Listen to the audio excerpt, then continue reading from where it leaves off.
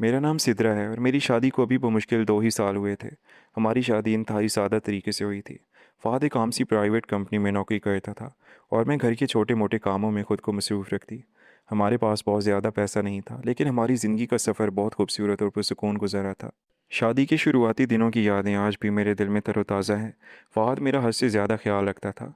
शाम को जब वो दफ्तर से थका-हारा घर लौटता, तो उसके हाथ में कभी मेरे लिए मेरी पसंदीदा मिठाई होती, कभी कोई फल और कभी महज सड़क किनारे से खरीदा हुआ एक गजरा होता।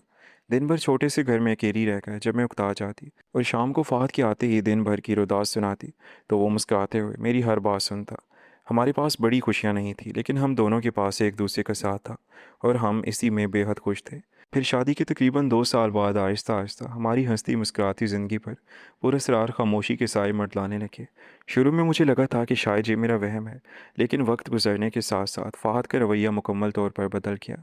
वो पहले घर आते ही मेरे करीब बैठता, दिन भर का हाल पूछता, लेकिन अब वो घर में दाखिल होते ही खामोशी की चादर ओढ़ लेता। रात को खाने की मेज़ पर भी उसकी नज़रें सिर्फ अपने मोबाइल की स्क्रीन पर जमी रहती। जैसे ही मैं उसके करीब बैठने की कोशिश करती, वो जल्दी से फ़ोन लॉक करके एक तरफ रख देता, जैसे कोई बहुत बड़ा राज मुझसे छुपा रहा हो। कई बार ऐसा हुआ कि आधी रात को मेरी आंख खुली तो फ़ाहद बिस्तर पर नहीं होता था। मैं घबरा कर उठती तो देखती कि वो दूसरे कमरे में अंधेरे में खड़ा किसी से बहुत धीमी आवाज़ में बात कर रहा होता।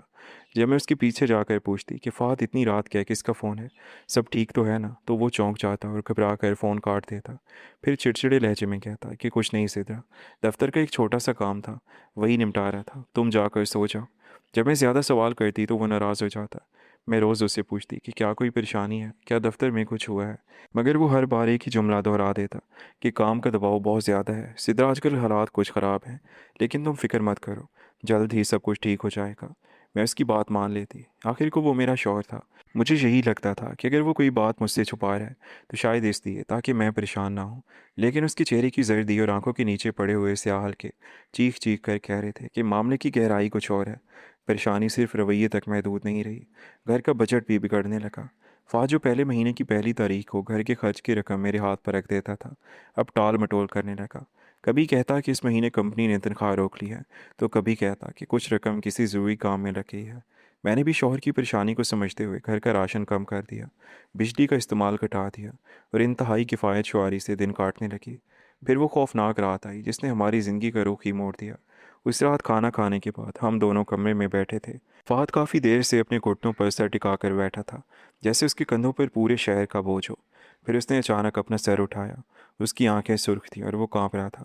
उसने मध्यम आवाज़ में मुझे पुकारा और मैं घबरा कर फ़ौरन उसके करीब जाकर बैठ गई। मैंने उसके ठंडे हाथों को अपने हाथों में लिया और पूछा कि फ़ाहद क्या हुआ है, खुदा के लिए मुझे बताओ, मेरी जान निकल रही है। उसने कुछ लम्हात के लिए मेरी तरफ देखा, जैसे अल्फाज जमा कर रहा हो, और फिर बोझल आवाज़ में बोला कि सिद्रा, मुझ पर 10 लाख रुपए का करप्शन का इल्ज़ाम लगाया गया है और हमारी कंपनी के कुछ बड़े लोगों ने घपला किया है और वो पूरा मलबा मुझ पर डालकर मुझसे 10 लाख रुपए मांग रहे हैं।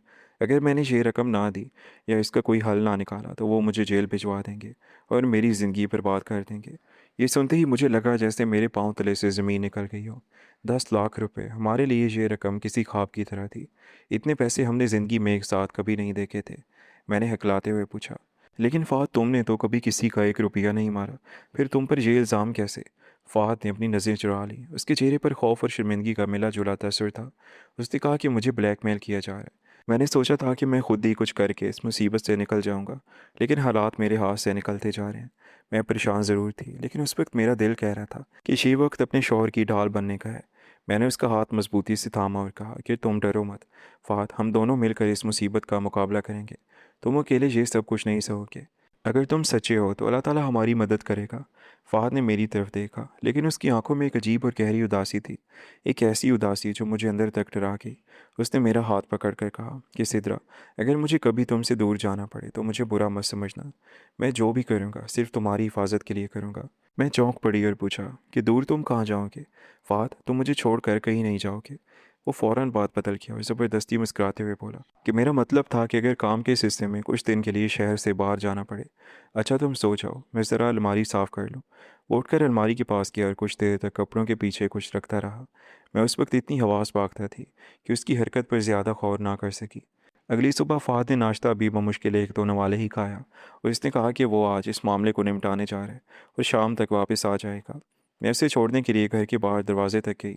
जाते हुए वो बार बार पलट कर मुझे देखता रहा, जैसे मुझे आखिरी बार अपने जहन में बसा रहा हो। शाम ढल चुकी थी, रात के साए गहरे हो गए, लेकिन फाद वापस नहीं आया। मैंने उसके नंबर पर फ़ोन मिलाया तो आगे से फ़ोन बंद आ रहा था। मैंने खुद को तसल्ली दी कि शायद मोबाइल की बैटरी ख़त्म हो गई होगी, लेकिन मैं पूरी रात बिस्तर पर तड़पती रही। हर आहट पर दरवाजे की तरफ भागती, मगर फ़हद ना आया। अगली सुबह, फिर उससे अगली सुबह, फ़हद का कहीं कोई पता नहीं था। मैंने उसके दोस्तों को फ़ोन किया, लेकिन किसी को मालूम नहीं था कि वो कहाँ है। मैंने उसके एक करीबी दोस्त से कहा कि अगर फ़हद ने तुम्हें कोई बात बताई हो तो मुझे ज़रूर बताना, मगर उसने भी यही कहा कि फ़हद कई दिनों से परेशान था और किसी से ज़्यादा बात नहीं करता था। 3 दिन गुजर गए, फिर एक हफ़्ता गुजर गया। मैं हर दिन दरवाजे की तरफ देखती कि शायद फ़हद वापस आ जाए, लेकिन वो नहीं आया। मैंने रिश्तेदारों से पूछा, दोस्तों से पूछा, हत्ता कि उन जगहों पर भी गई जहाँ वो अक्सर जाता था, लेकिन कोई सुराग नहीं मिला।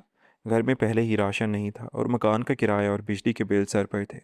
मुझे कुछ न कुछ तो करना था। ऐसे हाथ पर हाथ धरे नहीं बैठ सकती थी। जब तक फ़हद वापस नहीं आ जाता, मुझे घर का निज़ाम चलाना था। कुछ दिन बाद मुझे एक जानने वाली औरत ने एक बड़े बंगले में सफाई के काम के बारे में बताया। मैंने बगैर कुछ सोचे समझे फ़ौरन हाँ कर दी। अगले दिन मैं इस बंगले में गई। बंगला बहुत बड़ा था, लेकिन वहाँ अजीब सी खामोशी थी। दरवाज़ा एक औरत ने खोला, जिसकी उम्र 45 साल के करीब थी। उसका नाम जरीन बेगम था। उसने मुझे ऊपर से नीचे तक देखा और पूछा कि तुम्हें सफाई का काम आता है। मैंने कहा, जी आता है। उसने कहा कि यहाँ काम के अलावा किसी चीज़ में दिलचस्पी लेने की ज़रूरत नहीं है। मेरे घर के हर हिस्से में जाने की इजाज़त नहीं होगी और जो कमरे बंद होंगे उनके करीब भी नहीं जाना। मैंने खामोशी से सर हिला दिया। पहले ही दिन मुझे अंदाज़ा हो गया कि ज़री बेगम बहुत सख्त और पुरस्रार औरत है। मैं ज़रा देर के लिए बैठती तो वो फ़ौरन आवाज़ देती कि सिदरा काम मुकम्मल करो, और मैं खामोशी से काम करती रही, क्योंकि मुझे अपनी नौकरी की ज़रूरत थी। कुछ दिन गुजरे तो मुझे महसूस हुआ कि ज़नी बेगम हर वक्त मुझ पर नज़र रखती है। मैं जिस कमरे की तरफ जाती वो कुछ देर बाद वहाँ आ जाती। कभी किसी अलमारी को साफ़ करने से रोक देती, कभी कहती कि इस दराज को हाथ मत लगाना। एक दिन मैं ऊपर वाले हिस्से की सफाई करने गई तो उसने सख्ती से कहा कि इधर जाने की ज़रूरत नहीं है। मैंने पूछा क्यों, तो उसने कहा कि मैंने जो कहा है वो करो, सवाल मत करो। मैं खामोश हो गई। मैं काम से घर वापस आकर भी फ़ाद के बारे में सोचती रहती थी। उसकी तलाश जारी रखती थी, लेकिन कोई खबर नहीं मिल रही थी। फिर एक दिन सनी बेगम अचानक मामूल से बहुत पहले घर वापस आ गई। मैं उस वक्त बाथरूम साफ़ कर रही थी। उसके कदमों की आवाज़ सुनते ही मैं घबरा गई। मैं बाथरूम के अंदर ही रुक गई। इसी दौरान जनी बेगम ने किसी को फ़ोन किया। उसकी आवाज़ मुझे साफ सुनाई देने लगी। वो कह रही थी कि सिद्रा अभी तक हकीकत से बेखबर है। मुझे यकीन है कि उसने सबूत अपने घर में छुपाई होगी, या सबूत अपने साथ लेकर छुप किया है, और वो लाजमन सिद्रा से रब्ता करेगा। इसलिए मैंने सिद्रा को अपने ही घर में काम पर रख लिया है, ताकि उस पर नज़र रखी जा सके, और जैसे ही फ़हद उससे रब्ता करे हम उसको पकड़ सकें। ये सुनते ही मेरे होश उड़ गया और मेरे पाँव तले से ज़मीन निकल गई। मुझे पहली बार समझ आया कि मेरी ये नौकरी कोई इत्तेफाक नहीं था, बल्कि ज़नी बेगम मुझे चारे के तौर पर इस्तेमाल कर रही थी, ताकि वो फ़हद और इन असली सबूतों तक पहुँच सके। ज़नी बेगम फ़ोन पर बात करते करते बाहर चली गई। मैं फ़ौरन वहाँ से निकली और किसी न किसी तरह अपना काम मुकम्मल करके घर वापस भागी। उस रात मेरे हाथ काँप रहे थे। मैंने सोचा कि फ़हद ने गायब होने से पहली रात अलमारी में कुछ रखा था। मैं जल्दी से अलमारी के पास गई और कपड़ों के पीछे हाथ डाल कर देखा, तो वहाँ वाकई एक लिफाफा मौजूद था। मैंने फ़ौरन लिफाफा खोला। अंदर फ़हद की लिखाई में एक खत और कुछ कागजात की कापियाँ थीं। खत में लिखा था कि सिद्रा, अगर ये खत तुम तक पहुँचा है तो तुम समझ लेना, मैंने तुम्हें छोड़ा नहीं है। मैं तुमसे दूर इसलिए किया हूँ क्योंकि कुछ लोग मुझे और तुम्हें नुकसान पहुँचाना चाहते हैं। मैं जिस कंपनी में काम करता हूँ, उसकी मैनेजर जैनी बेगम कंपनी के अकाउंट्स में बहुत बड़ा फ्रॉड करी थी और करोड़ों रुपए जेली रसीदों के ज़रिए निकाल रही थी। जब मुझे इस बात का पता चला तो मैंने खामोशी से तमाम सबूत इकट्ठे कर लिए, लेकिन जरी बेगम को मुझ पर शक हो गया और उसने मुझे धमकाने के लिए मुझ पर 10 लाख रुपए का फ्रॉड का झूठा इल्ज़ाम लगाया, ताकि मैं डर कर सबूत उसके हवाले कर दूं। मैंने ये तमाम सबूत कंपनी के असल मालिक तक पहुंचा दिए हैं, और कंपनी के मालिक ने पुलिस के साथ मिलकर एक खुफिया प्लान बनाया है और मुझे महफूज जगह पर मुंतकिल कर दिया है, ताकि जनी बेगम मुझे कोई नुकसान ना पहुंचा सके। फ़ाहद ने ख़त में आगे लिखा था कि तुम बिल्कुल परेशान मत होना और अपना ख्याल रखना। अलमारी में कुछ पैसे भी रखे हैं, इनसे घर का खर्च चलाना। मैं बहुत जल्द सब कुछ ठीक करके तुम्हारे पास वापस आऊँगा। ख़त पढ़कर मेरी आंखों से आंसू जारी हो गए, लेकिन अब मेरे दिल से खौफ बिल्कुल ख़त्म हो चुका था। मुझे मालूम हो चुका था कि मेरा शौहर सच्चा और ईमानदार है, और वो किसी गलत काम में मुलविस नहीं है। अगले दिन जब मैं ज़नी बेगम के बंगले पर गई तो मेरे दिल में डर की बजाय एक अजीब सा हौसला था। मैंने देखा कि ज़नी बेगम गैर मामूली तौर पर परेशान थी और बार बार ऊपर वाले बंद कमरे की तरफ जा रही थी। दोपहर के वक्त जब ज़री बेगम किसी काम से नीचे किचन में गई तो मैं चुपके से ऊपर वाले बंद कमरे की तरफ बढ़ी। उसके दरवाज़ा खोल दिया। अंदर मेज़ पर कंपनी की असल फाइलें और जेली हिसाबात की रसीदें बिखरी पड़ी थीं। मैंने जल्दी जल्दी वो कागजात देखे और उनमें से चंद अहम दस्तावेज़ात उठाकर अपने दुपट्टे के अंदर छुपा लीं। उसी वक्त पीछे से आहट हुई और जरी बेगम की सख्त आवाज़ आई कि तुम यहाँ क्या कर रही हो। मैंने पलट कर देखा तो जरी बेगम दरवाजे पर खड़ी थी। उसका चेहरा गुस्से से लाल हो रहा था। उसने आगे बढ़कर मेरे हाथ से कागजात छीनने की कोशिश की, लेकिन मैं पीछे हट गई और डट कर बोली कि मुझे सब कुछ मालूम हो चुका है।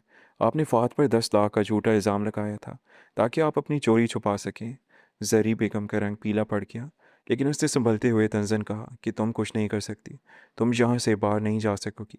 उसने अपने गुंडों को बुलाने के लिए फ़ोन उठाया ही था कि अचानक नीचे से बंगले का मरकज़ी दरवाज़ा ज़ोर से टूटने की आवाज़ आई। पुलिस की एक बड़ी टीम घर के अंदर दाखिल हो गई और उनके साथ कंपनी के मालिक और फ़ाद भी मौजूद थे। पुलिस ऑफिसर ने आगे बढ़कर जरी बेगम को सर्च वारंट दिखाया और कहा कि हमें इस बंगले में मौजूद जेली दस्तावेज़ात और फ़राड के सबूतों की तलाश है। फ़ाद भागता हुआ मेरे पास आया और उसने मुझे अपने साथ लगा लिया और कहा कि सिद्धा तुम ठीक तो हो ना। मैंने कहा मैं बिल्कुल ठीक हूँ। पुलिस ने बंद कमरे की तलाशी ली तो वहाँ से करोड़ों की गबन के सबूत और जेली साइन की हुई फाइलें बरामद हो गईं। जरी बेगम के हाथ में हथकड़ियाँ पहना दी गईं और पुलिस उसे और उसके साथियों को गिरफ्तार करके ले गई। फ़ाद ने मेरी आंखों में आंसू देखकर कहा कि मुझे माफ़ कर देना। कंपनी के मालिक और पुलिस ने जनी बेगम को रंगे हाथों पकड़ने के लिए कुछ दिन का वक्त मांगा था और मुझे महफूज रखा था ताकि जनी बेगम मुझ पर या तुम पर हमला ना करवा सके। कंपनी के मालिक ने आगे बढ़कर फ़ाद की ईमानदारी और बहादुरी का इतराफ़ किया। उसे कंपनी में एक बड़े ओहदे पर फाइज कर दिया। उस रात जब हम अपने छोटे से घर वापस आए तो हर तरफ एक अजीब सा सुकून था।